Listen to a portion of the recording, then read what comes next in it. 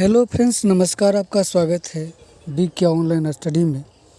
दोस्तों, इस वीडियो में हम आपको बताने वाले हैं मूर्त क्रियात्मक अवस्था जो 7 से 11 वर्ष तक चलती है। दोस्तों, जीन पियाजे का जो संज्ञानात्मक विकास की 4 अवस्थाएं हैं। संवेदीगामक अवस्था जन्म से 2 वर्ष तक, पूर्व क्रियात्मक अवस्था 2 से 7 वर्ष तक, और तीसरा ये अवस्था है मूर्त क्रियात्मक अवस्था जो 7 से 11 वर्ष तक चलती है। इससे पूर्व हम 3 पूर्व क्रियात्मक अवस्था एवं संवेदीगामक अवस्था के बारे में वीडियो बना चुके हैं। यदि आप नहीं देखे हैं, चैनल पर नए हैं, तो आप चैनल सब्सक्राइब करके मेरा पिछला वीडियो देख लीजिएगा, जिससे आपका संज्ञानात्मक विकास की अवस्थाओं के बारे में जो है पूर्ण जानकारी मिल सके। दोस्तों, आइए शुरू करते हैं। मूर्त क्रियात्मक अवस्था जो 2 से 7 वर्ष तक चलती है, इसके बारे में जीन पियाजे के अनुसार मूर्त क्रियात्मक अवस्था 7 से 11 वर्ष तक चलती है। इसे संज्ञानात्मक विकास का मुख्य परिवर्तन बिंदु माना जाता है। ये संज्ञानात्मक विकास का मुख्य परिवर्तन बिंदु कहना चाहिए, क्योंकि इस काल में जो महत्वपूर्ण परिवर्तन बच्चों में देखा जाता है। इस अवस्था में बालक अनेक तार्किक क्रियाएं यानी कि तर्क आधारित क्रियाएं भी करना प्रारंभ कर देता है। कई बातें बच्चे वयस्कों के समान भी बोल लेते हैं इस अवस्था में। तो बालक अनेक तार्किक क्रियाएं करने में समर्थ हो जाता है। मूर्त इस अवस्था में बालक तर्क पर आधारित बातें ज़्यादा करते हैं। अब आइए जानते हैं मूर्त क्रियात्मक अवस्था की कुछ विशेषताएं हैं, इसके बारे में। सबसे पहले अविनाशिता की अवस्था, जो आप ऑन स्क्रीन देख रहे हैं। इसकी विशेषताएं: मूर्त क्रियात्मक बालक यह जानते हैं कि निश्चित वस्तुओं की भौतिक विशेषताएं उनके बाह्य आविर्भाव में परिवर्तन के बावजूद समान रहती है। अविनाशिता की जो बात बताए थे आपको लास्ट वीडियो में कि 2 गिलास में, एक संकरा गिलास है और दूसरा जो है चपटी गिलास है। आइए अविनाशिता की जो है ये है अविनाशिता की बात इसमें बताई गई है। ये गिलास और ये गिलास दोनों का आयत, लंबाई, चौड़ाई जो भी है समान है। दोनों का जो है समान है। इसमें क्या है कि पानी की मात्रा भी समान मात्रा में डाला गया है। और बच्चों से पूछा गया, बालक से पूछा गया कि क्या दोनों गिलास में पानी की मात्रा समान है। उसका उत्तर आया हाँ। इसी पानी को एक संकरा गिलास है और दूसरा चपटी गिलास है। चपटी गिलास में पानी डालने के बाद उसकी मात्रा नीचे आ जाती है, कम दिखती है और मात्रा पानी की वही है। जबकि गिलास का आकार चपटी है।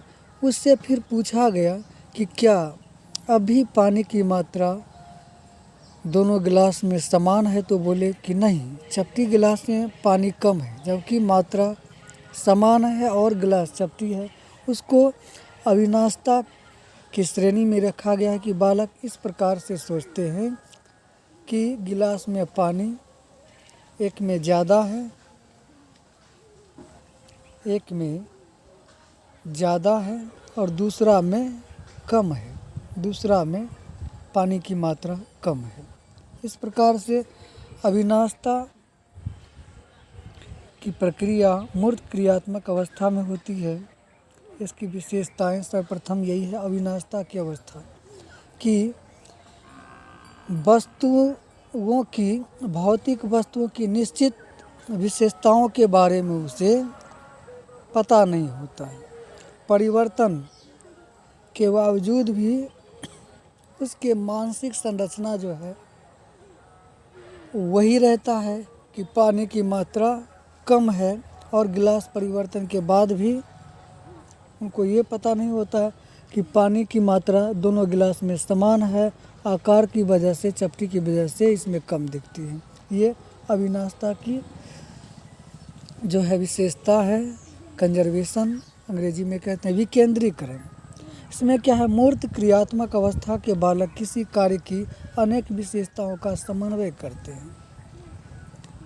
इस अवस्था में मूर्त जो दिखाई देते हैं, कंक्रीट, इस अवस्था में बालक किसी कार्य की अनेक विशेषताओं, जो उसमें अनेक विशेषताएं होती है, उसमें दोनों की तुलना करते हैं, समन्वय करते हैं, समानताओं में जो है अंतर जानने का प्रयास करते हैं। अब प्रतिवर्तिता, रिवर्सिबल, इसमें क्या है कि मूर्त क्रियात्मक बालक समस्या में सोपानों के द्वारा, यानी कि स्टेप के द्वारा, चरण बाय चरण के द्वारा विचार कर सकते हैं एवं पीछे की ओर प्रारंभिक बिंदु पर आ सकते हैं। इस अवस्था में इस प्रकार की जो है संज्ञानात्मक विकास बच्चे में डेवलप होता है। पादानुक्रम वर्गीकरण, मूर्त क्रियात्मक बालक वस्तुओं को नम्यता से वर्गों के पादानुक्रम में समूह बना सकते हैं तथा पुनः तोड़ सकते हैं। समूह बनाना भी और तोड़ना इस अवस्था में बच्चे सीख जाते हैं। सीरिएशन क्रम, मूर्त क्रियात्मक बालक समग्र योजना द्वारा निर्देशित होते हैं। समग्र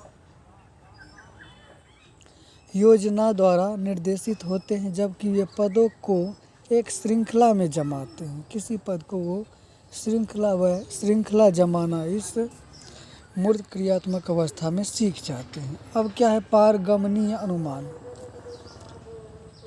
इसमें क्या है, मूर्त क्रियात्मक बालक मानसिक रूप से क्रमण करते हैं।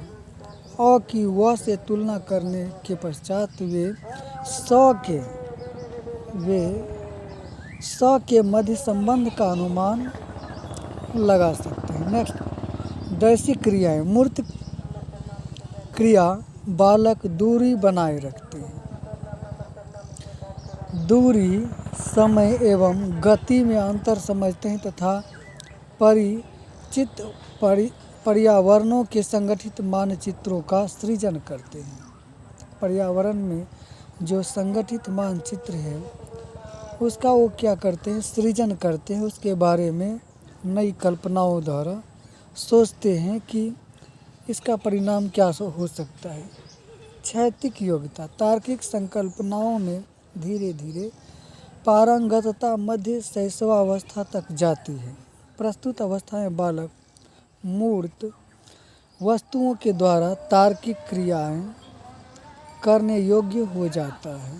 तर्क आधारित बात करने और उसके विषय में सोचने के योग्य इस अवस्था में हो जाते हैं। साथ ही जटिल विचारों का उपयोग करने योग्य हो जाते हैं। जो समस्याएं जटिल हैं उसका समाधान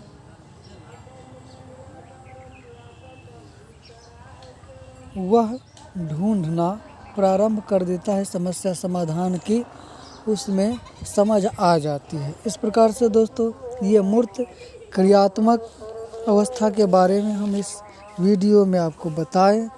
दोस्तों नेक्स्ट वीडियो में हम औपचारिक क्रियात्मक अवस्था, जो जीन पियाजे का संवेदी गामक अवस्था, पूर्व क्रियात्मक अवस्था, मूर्त क्रियात्मक अवस्था और औपचारिक क्रियात्मक अवस्था, जो 11 वर्ष से प्रौढ़ावस्था तक चलती है, इसके बारे में हम नेक्स्ट वीडियो में चर्चा करेंगे, बताएंगे। दोस्तों यदि आप चैनल पर नए हैं तो मेरे चैनल को सब्सक्राइब कीजिएगा और वीडियो को लाइक कीजिएगा, ताकि आपको जब भी मैं वीडियो अपलोड करूं तो नोटिफिकेशन आपके पास सबसे पहले आए। दोस्तों, मैं भी एक आपकी तरह वैसे एज ए टीचर, बट ज़िंदगी में नई सूचनाओं को सीखना ही पड़ता है, उसके साथ एडजस्ट करना पड़ता है। तो दोस्तों, वीडियो पसंद आए तो लाइक कीजिएगा। धन्यवाद। जय हिंद।